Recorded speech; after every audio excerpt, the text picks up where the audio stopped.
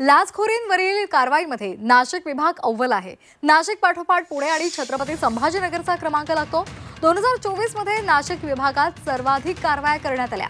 नाशिक विभागात 219 लाचखोरांवर गुन्हे दाखल करण्यात आलेले आहेत। महाराष्ट्रात लाचखोरांवरील कारवाईमध्ये नाशिक विभाग अव्वल ठरला आहे।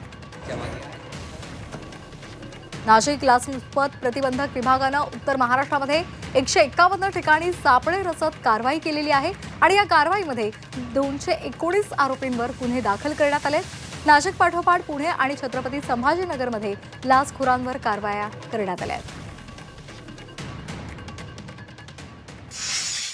नाशिक विभागामध्ये 5 जिल्हे येतात। 5 जिल्ह्याच्या अंतर्गत आम्ही टोटल 151 गुन्हे दाखल केलेले आहेत, ज्यामध्ये नाशिकमध्ये 52 आहेत, 37 जळगावमध्ये आहेत, अहिल्यानगर 30, धुळे 20 आणि नंदुरबार 12 आहेत।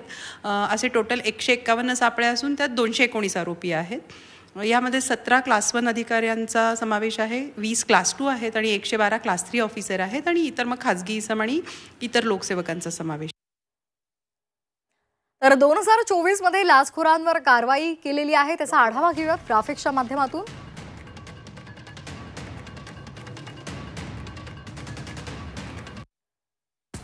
नाशिकमध्ये 151, पुण्यामध्ये 135, संभाजीनगरमध्ये 111 आणि ठाण्यामध्ये 66 लाचखोरांवर कारवाया झाल्यात।